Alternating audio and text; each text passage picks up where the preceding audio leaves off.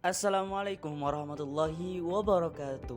Perkenalkan, nama saya Rizky Fauzan, NIM 2111341. Saya dari jurusan Hukum Ekonomi Syariah kelas SB. Di sini saya akan memaparkan dampak positif dan negatif ICT, Information and Communication Technology. Kita tahu bahwa akhir-akhir ini perkembangan teknologi sangat pesat. Contohnya seperti games, musik, video, handphone, internet, dan lain-lain. Teknologi bukanlah sesuatu yang mutlak bermanfaat. Teknologi tetap ada sisi buruknya. Bisa diibaratkan pisau. Teknologi jika digunakan di jalan yang benar, maka akan membawa manfaat. Namun, jika disalahgunakan akan membawa mudarat. Oke, selanjutnya kita simak dampak positif teknologi. Yang pertama, inovasi learning dalam proses pendidikan. Perkembangan teknologi dan informasi yang cepat telah mempengaruhi dalam berbagai aspek kehidupan termasuk dalam bidang pendidikan. Oleh karena itu, lembaga pendidikan harus mampu mengantisipasi perkembangan tersebut dengan terus-menerus mengupayakan suatu program yang sesuai dengan kebutuhan peserta didik. Maka, dalam penerapan perlu melakukan inovasi pendidikan. Salah satu inovasi pendidikan dengan menerapkan e-learning. Electronic learning merupakan cara baru dalam proses belajar mengajar yang menggunakan media elektronik, khususnya internet, sebagai sistem pembelajarannya. Selanjutnya, empowerment, kemampuan personal pembelajar mandiri. Kita tahu bahwa dalam pelaksanaan proses pembelajaran di masa pandemi COVID-19 ini harus diakui sangat banyak kendala yang dihadapi dan tingkat efektivitasnya juga masih rendah. Dengan empowerment kemampuan personal pembelajar mandiri, kita bisa belajar melalui internet. Kita bisa belajar dimanapun dan kapanpun. Selanjutnya, belajar tanpa batas ruang dan waktu. Dengan menggunakan internet, belajar tidak dapat dibatasi oleh ruang dan waktu.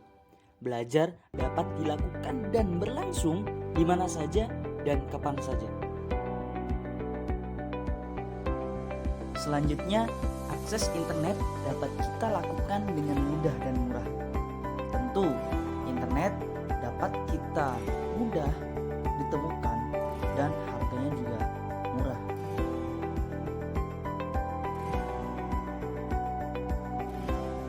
Selanjutnya, mudah berkomunikasi dengan orang lain dalam jarak jauh melalui chatting atau video call. Dengan internet, kita jika ingin berkomunikasi dengan orang yang jaraknya jauh, kita bisa melalui internet, yaitu melalui chatting ataupun video call.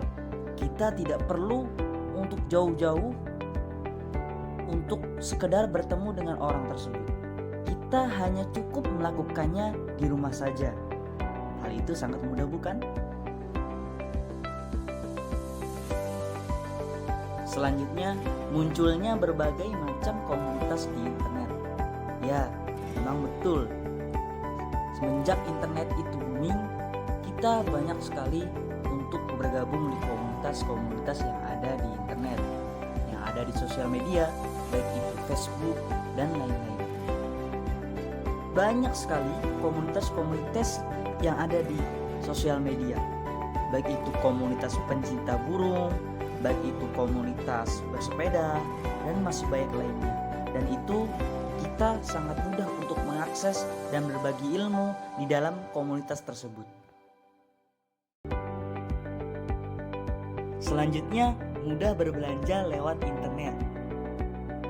Berkat adanya smartphone dan jaringan internet, semua orang dapat membeli berbagai barang kebutuhan secara online. Kita tidak perlu lagi untuk pergi ke pasar atau ke perbelanjaan untuk membeli suatu barang. Cukup kita di rumah, duduk, dan memilih barang itu melalui smartphone. Lalu kita membelinya dengan mudah.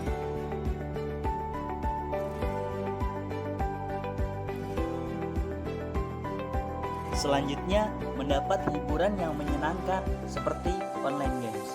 Ya, tentu saja ketika kita merasa bosan, kita dapat menghibur diri seperti bermain game, menonton film, mendengarkan musik melalui internet, dan itu sangat menyenangkan.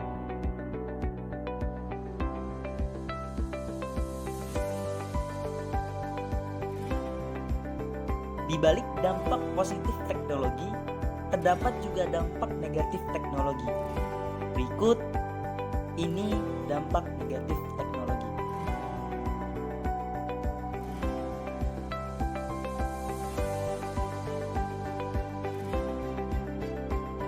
Yang pertama, pelanggaran hak atas kekayaan intelektual. Pelanggaran hak kekayaan intelektual yang dimaksud di sini adalah penjualan produk yang mengandung merek dagang terdaftar tanpa persetujuan dari pemilik merek dagang. Penjual tidak diperbolehkan untuk menjual produk yang mengandung merek dagang produk terdaftar tanpa izin dari pemegang merek dagang tersebut.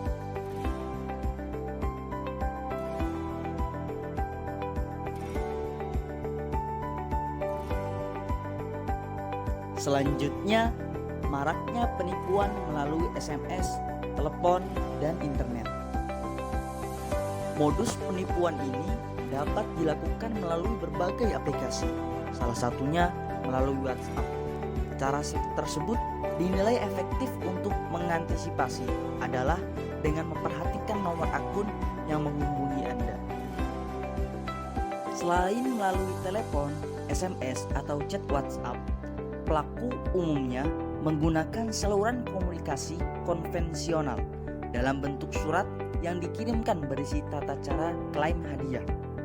Surat yang dikirimkan ini dibuat seolah menyerupai pengumuman resmi.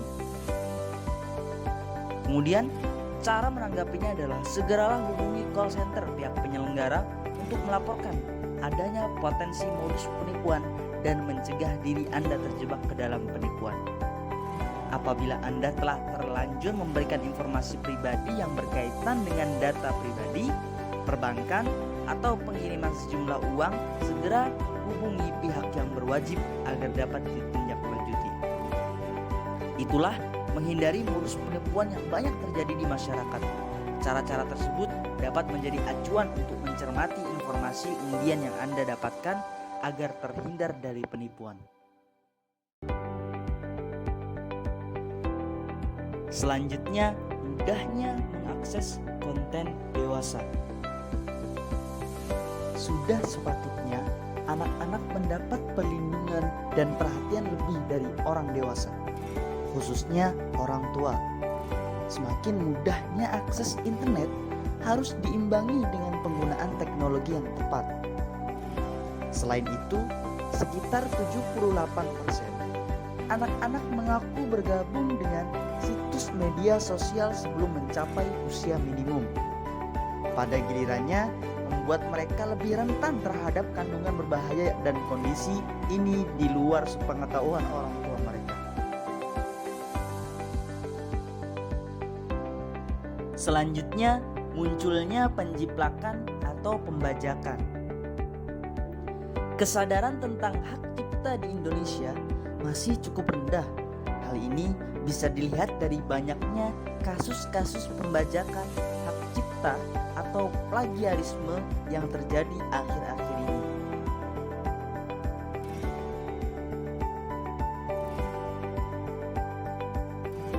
Selanjutnya, pembobolan rekening bank atau kartu kredit. Perkembangan teknologi digital, khususnya internet, telah mengubah pola masyarakat untuk melakukan transaksi perbankan. Sayangnya, kemudahan untuk transaksi mau tak mau membuka celah untuk penipuan dan pembobolan rekening bank. Maka dari itu, kita harus lebih berhati-hati dalam transaksi rekening bank, atau kartu kredit melalui internet.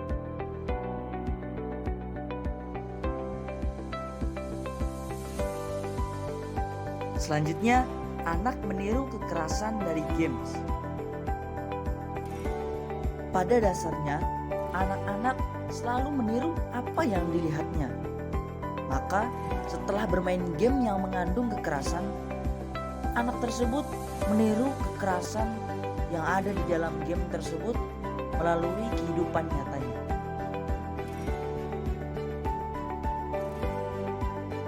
Selanjutnya, perjudian melalui internet.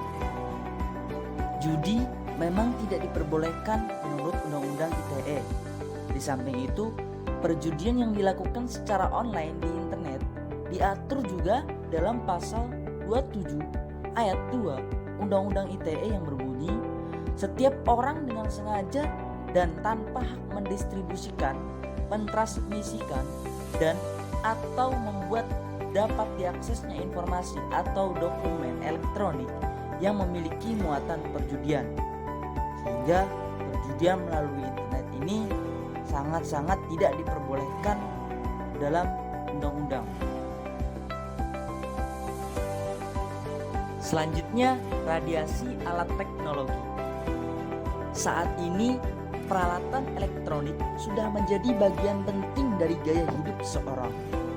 Rasanya tidak ada orang yang bisa hidup tanpa adanya alat elektronik di dekat mereka. Peralatan modern yang satu ini tidak hanya menawarkan hiburan yang praktis, tetapi juga dapat membuat komunikasi dengan orang jauh menjadi semakin dekat dengan fitur video call. Tetapi di balik itu semua ada radiasi alat teknologi, dan belum ada bukti ilmiah yang membuktikan bahwa radiasi alat elektronik dapat menyebabkan terbentuknya sel-sel abnormal pada otak yang menjadi pemicu kanker otak. Satu-satunya efek samping radiasi alat elektromagnetik yang telah terbukti adalah adanya peningkatan panas pada beberapa bagian tubuh seperti telinga dan kepala. Namun hal ini pun masih belum diteliti secara jelas. Selanjutnya, kecanduan game. Kecanduan game didefinisikan sebagai pola perilaku bermain, baik permainan online maupun offline, game digital atau video game, dengan beberapa tanda sebagai berikut. Yang pertama, tidak dapat mengendalikan keinginan bermain game. Yang kedua, lebih memprioritaskan bermain game dibandingkan minat terhadap kegiatan atau aktivitas lainnya. Yang ketiga, seseorang terus bermain game meski ada konsekuensi negatif yang jelas terlihat. Selanjutnya, lupa kewajiban belajar dan beribadah. Dengan berbagai kesenangan yang dapat kita dari internet, kita juga lupa kewajiban terhadap kita, baik itu belajar dan beribadah. Kita sering sekali menyepelekan hal terutama tentang beribadah karena kita terlalu asik dengan dunia internet.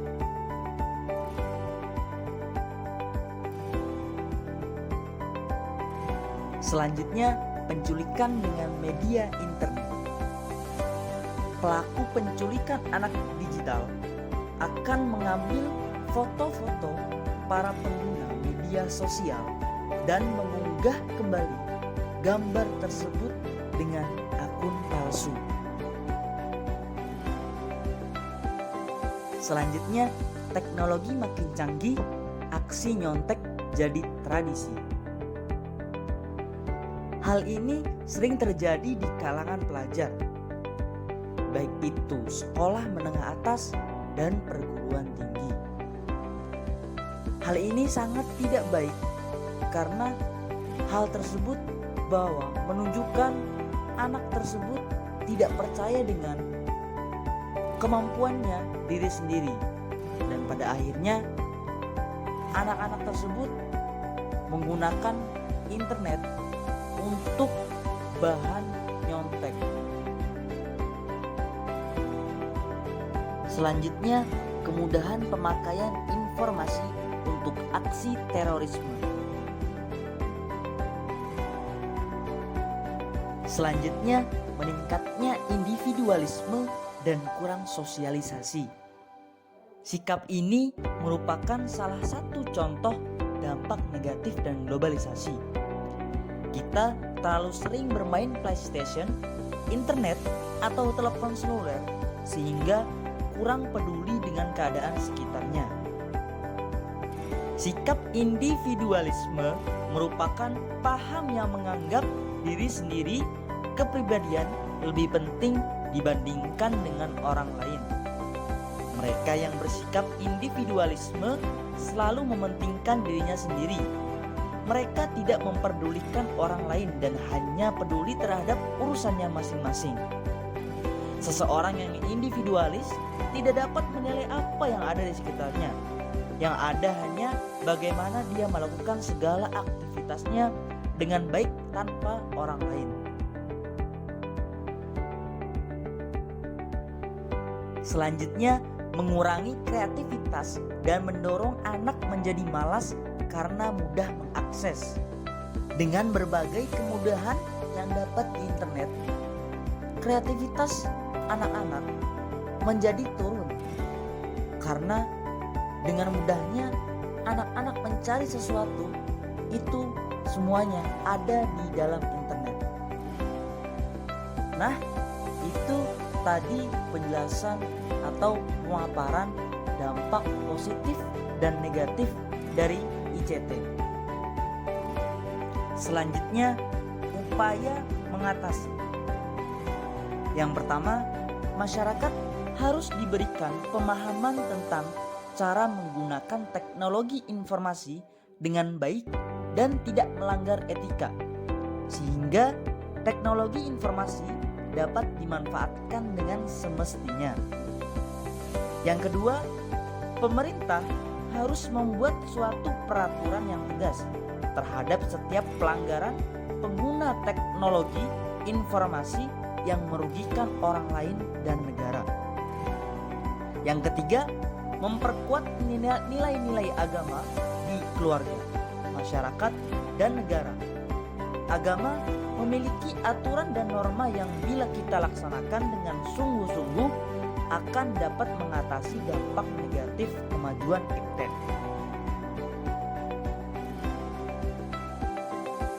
Selanjutnya, kesimpulan. Perkembangan teknologi informasi bukanlah suatu hal yang dapat kita hindari. Karena dengan adanya teknologi informasi, hidup kita akan terasa lebih mudah. Kita bisa mengirim pesan dengan mudah, mengirim dan mencari informasi dengan cepat dan mudah.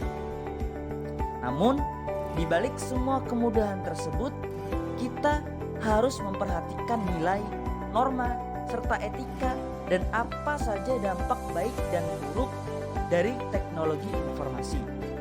Karena supaya kita bisa mengetahui batasan-batasan apa saja yang dapat boleh dilakukan dengan adanya perkembangan teknologi informasi. Demikian yang dapat saya sampaikan, kurang lebihnya mohon maaf. Semoga dengan pemaparan tersebut Bapak dan Ibu dapat bisa memahaminya. Sekian dari saya, kurang lebihnya mohon maaf. Terima kasih. Wassalamualaikum warahmatullahi wabarakatuh.